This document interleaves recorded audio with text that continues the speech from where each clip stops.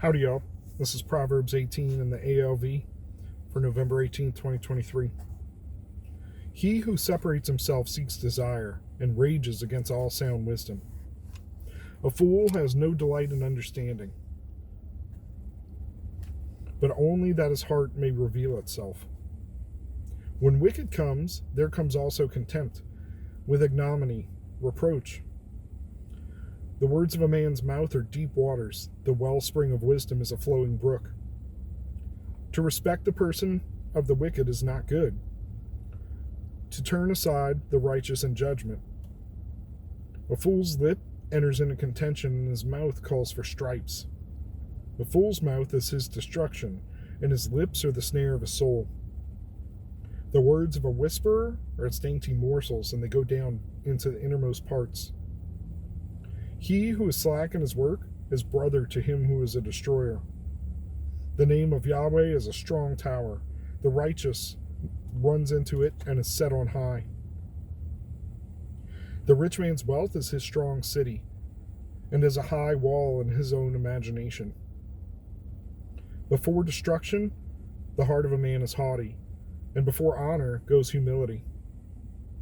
He who gives answer before he hears, it is a folly and shame to him. The spirit of a man will sustain his infirmity, but a broken spirit, who can bear? The heart of the prudent gets knowledge, and the ear of the wise seeks knowledge. A man's gift makes room for him and brings him before great men.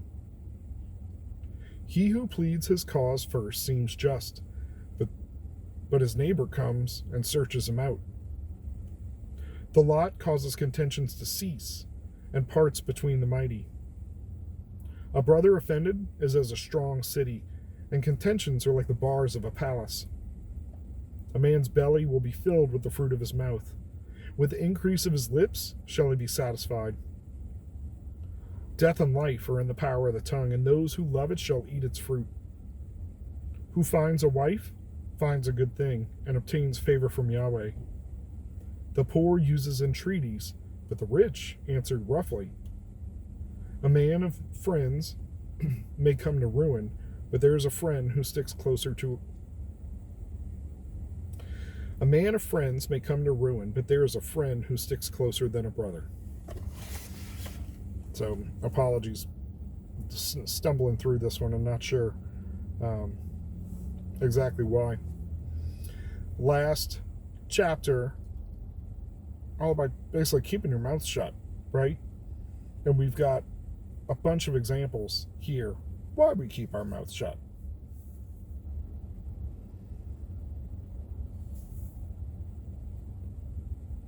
The words of a man's mouth are deep waters. The wellspring of wisdom is a flowing brook. We got a warning here to not show judgment, respect, but preference to the wicked, and turning aside the righteous in judgment. No good. Fool's lips enter in contention, and his mouth calls for stripes. In his mouth is destruction. His lips are a snare of his soul. The words of a whisperer are as dainty morsels.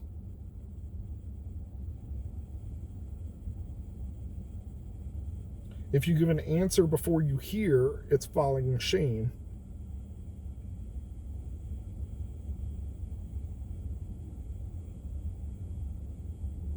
A brother offended, halfsy, right?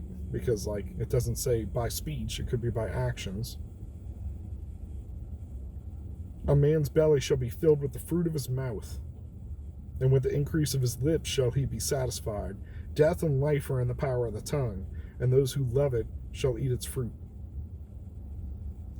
The poor uses entreaties, but the rich answer roughly. So, okay, maybe two of those weren't specifically about wicked and how they're being used. But certainly the other ones were. A lot of calling for stripes, right? Basically you're asking to get slapped in the mouth when you say some certainly stupid things.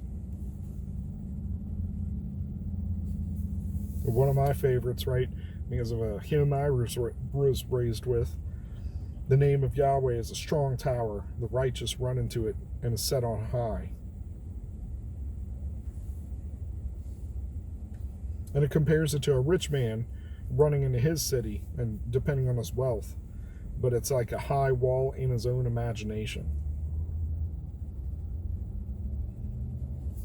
And then one that a lot of people know and a lot of people forget is before honor goes humility.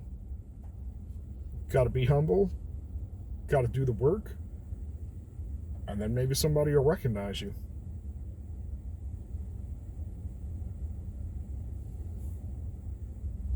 And then that's a whole nother test, right? Is your attitude in response to that. And I noticed this one, okay? I've seen it all these times,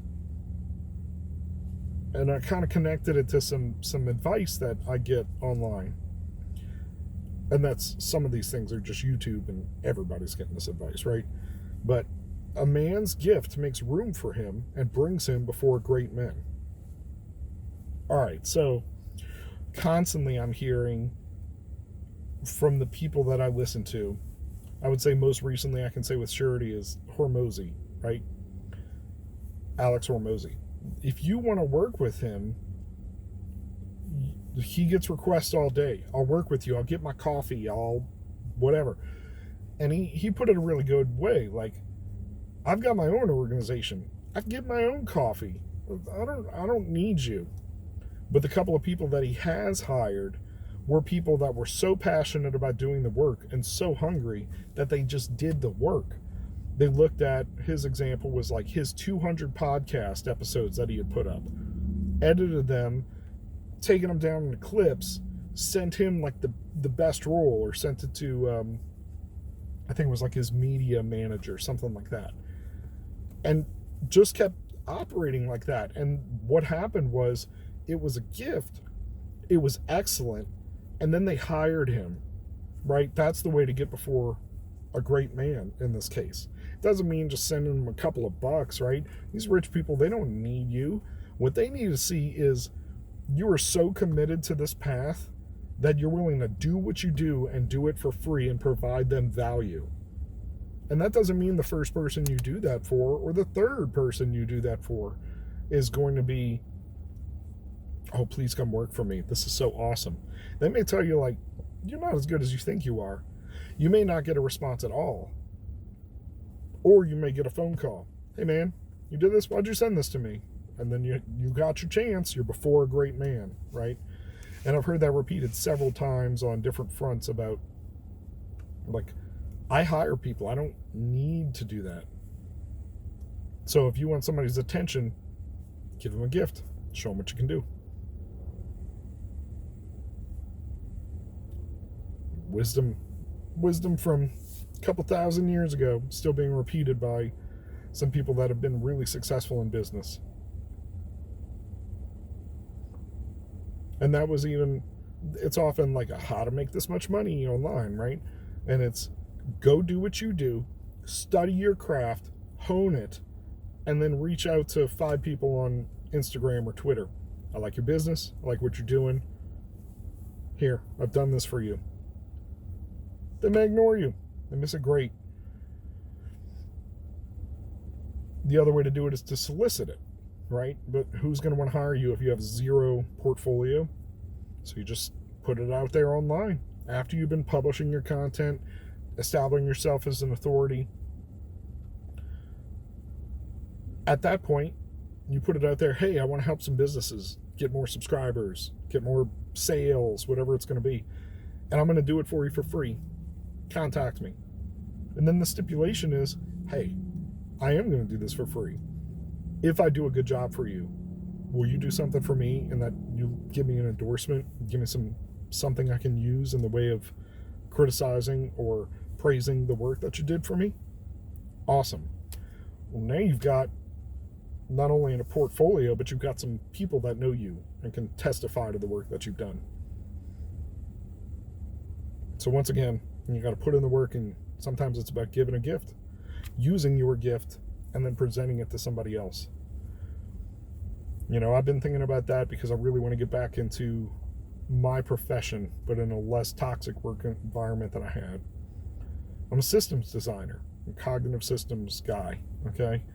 So my joke is my degree doesn't make stuff. We make it better.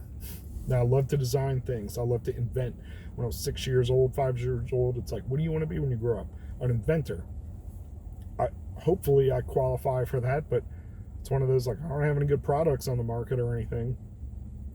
That leads me to a whole tirade about school and the things we teach people versus what we should teach people. We should be teaching kids how to own and operate a business, how to get products manufactured, how to talk to these various agencies, how to write a grant. Oh my gosh, that's a whole thing in itself.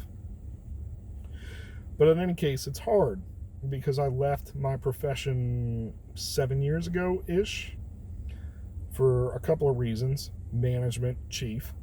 And now it's kind of like, hey guys, if I want to rejoin the workforce, and it's like, well, you don't have any experience. Well, technically I have done some things in the past couple of years, but they're behind NDAs. So it's kind of like, oh, I did some sustainability consulting for this company, and I did some for that company. And can you show us your work? No. Can you talk about it further than that? Mm-mm. Gets to be an issue.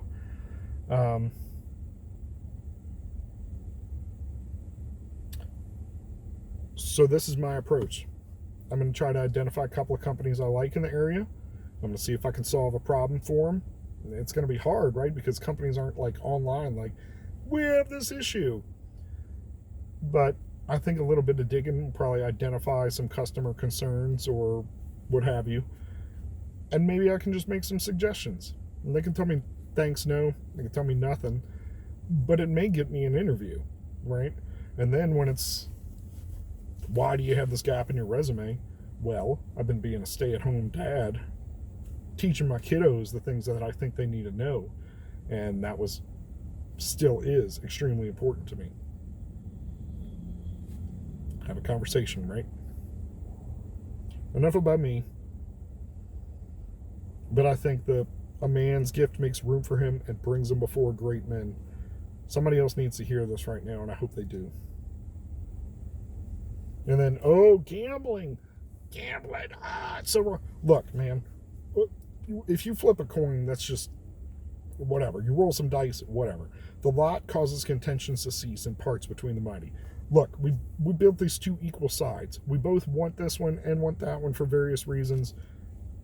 Flip a coin. You call it. Let's just move on, right? We don't need to have contention. Let's find a way to work through it.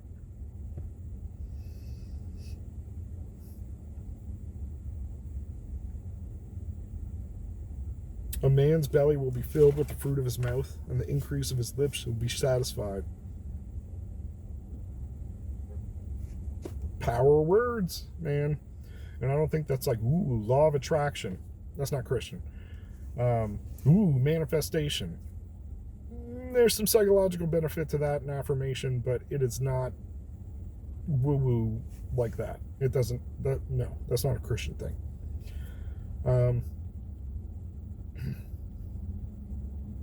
But what we say certainly matters.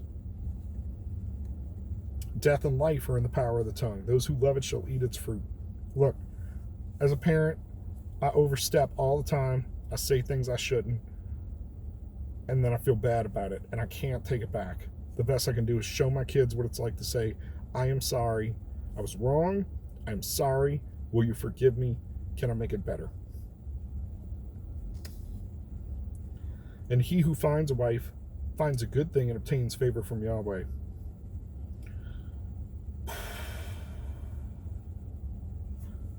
I've said it 1,000 times. Choose wisely, gentlemen. Outside of following Jesus, this is the most important thing you'll ever decide. And we take it extremely lightly and base it off criteria that perhaps are not the right ones in this society.